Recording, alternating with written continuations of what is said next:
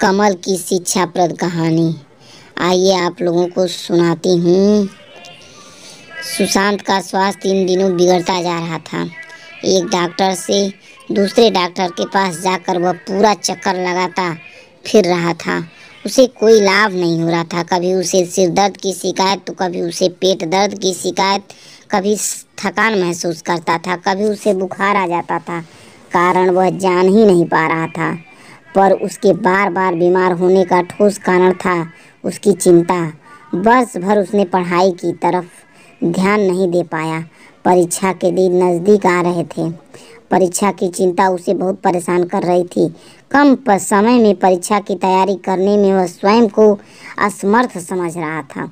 वह कोई बेहतर और अच्छी सूझबूझ वाला रास्ता अपनाना चाहता था। नकल को वह बुरी बला मानता था। विद्यार्थी के लिए यह प्रेरणादायक कहानी है। एक दिन स्कूल से घर लौटते समय रास्ते में पीपल के पेड़ के नीचे उसे एक आदमी बैठा नजर आया। उसके पास पिंजरा था। पिंजरे में कैद एक तोता था। वह तोता हर किसी व्यक्ति का भविष्य चिट्ठी से बताता था, पर उससे भविष्य पूछने का शुल्क 20 रुपये थे और वह घोड़े की नाल का छल्ला भी दिया जाता करता था। इसके लिए वह 5 रुपये अतिरिक्त और लेता था। छल्ला लेने वाले हर व्यक्ति से वह कहता कि आपके सब बिगड़े कार्य पूर्ण हो जाने का आश्वासन देता है। कमल यह सब देखकर अचंभित हो गया और ज्योतिष महाराज के पास जाने लगा और महाराज जी से अपनी परीक्षा वाली समस्या बताने लगा। ज्योतिष महाराज के कहने पर तोताराम कमल के लिए चिट्ठी निकाल लाए। चिट्ठी पढ़ते हुए ज्योतिष बोले, तुम्हारी तो लुटिया डूबने वाली है। हमारा तोता कभी गलत पर्ची नहीं उठाता है। परीक्षा में तुम्हारी असफलता निश्चित है। कमल घबराने लगा तो ज्योतिष जी ने वह करामाती छल्ला कमल की ओर बढ़ाया और कहा, इस छल्ले से आपके सारे कष्ट दूर हो जाएंगे। कमल बहकावे में आ गया और वह करामाती छल्ला अपने जेब खर्च के पैसों से लिया।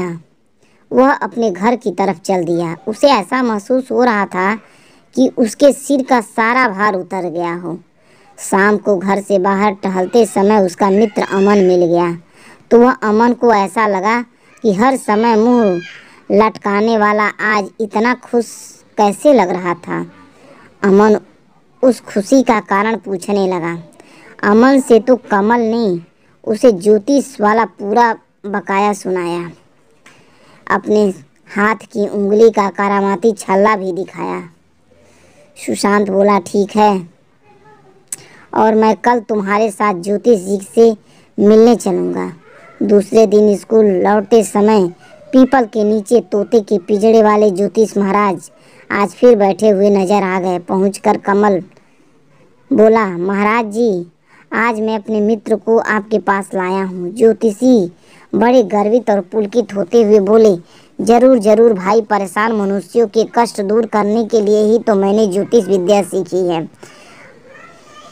विक्रांत बोला, महाराज जी, ये तोता आप कितने दिनों तक और साथ देगा? महाराज बोले, बालक, ये कैसा प्रश्न है। जहाँ हम वहाँ हमारा तोता रहेगा और हमेशा मेरे साथ रहेगा। विद्यार्थी के लिए प्रेरणादायक कहानी है। अभी तो हम इसके सहारे से कितने लोगों के दुखों को निपटाएंगे। अब तक अमन के आगे बढ़कर पिंजरे का द्वार खोल दिया और भविष्य की चिट्ठियाँ निकालने वाला तोता फिर से आसमान की ओर उड़ गया। ज्योतिष जी गुस्सा होते हुए बोले, अरे अरे बालक, तुमने यह क्या कर दिया? विक्रांत बोला, तो तोता आप खुद का भविष्य नहीं जानता?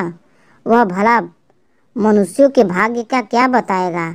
जो आदमी पल भर में खुद अपने ऊपर घटित होने वाले घटना चक्र का अनुमान ही नहीं लगा सकता, वह भला दूसरों के भाग्य का खेल लेखा जोखा कैसे कर सकता है?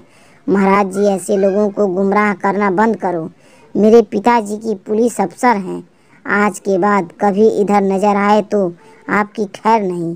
तोते वाले ज्योतिष महाराज खाली पिंजरा हाथ में लटकाए अपने भविष्य की खैर मनाते शहर छोड़कर चले गए। कमल बोला, भाई अमन, तूने तो मेरा जीवन बर्बाद होने से बचा लिया।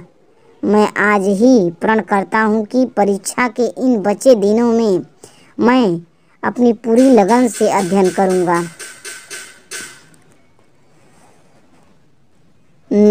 हेलो दोस्तों, हमारी यह विद्यार्थी के लिए प्रेरणादायक कहानी है, कैसी लगी कमेंट करके बताएं।